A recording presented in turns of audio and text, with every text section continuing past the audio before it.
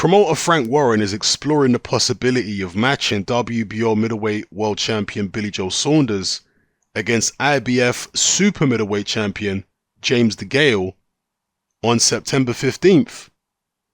Now this fight would be fought at 168 pounds. It would be Billy Joe moving up to take it. So his WBO middleweight title would not be on the line.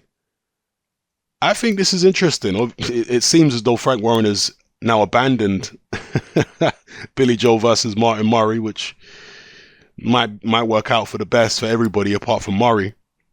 And, you know, definitely my condolences to Murray about losing the Billy Joe Saunders fight. He's a hard-working, blue-collar fighter. Or commiserations, not condolences, sorry. Commiserations to Martin Murray for losing out on the Billy Joe Saunders fight. He's a hard-working guy. He deserves paydays and whatnot. But from an entertainment point of view, very few people were interested in watching Billy Joe versus Martin Murray. I certainly wasn't really interested in it.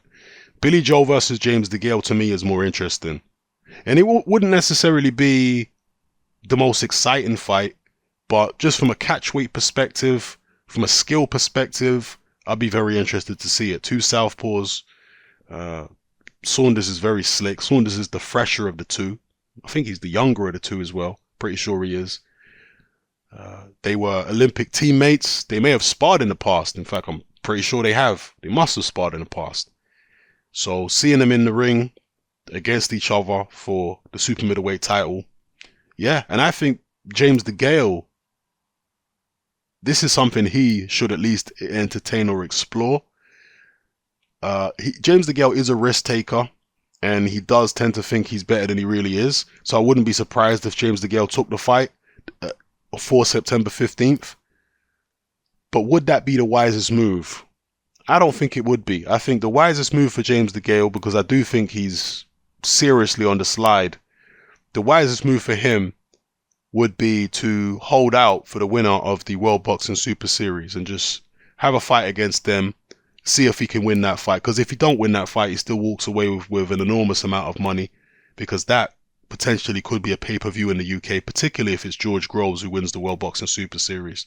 You'll have a rematch with Groves, pay-per-view in the UK, big fight, maybe at a stadium, and you know, James Degale could make a hell of a lot of money from it. And if he wins, he wins. He goes on to bigger and better things. He goes on to fight unifications with the other champions, because he would have two belts at that point. But if he loses, oh well, he sails off into the sunset with a hell of a lot of money in his pocket. So against Billy Joe Saunders, what would he have to gain? I mean, Saunders is a name up to a certain level. He's certainly not a name on the level of a George Groves, but he's more of a name than the likes of Caleb Truax, for example.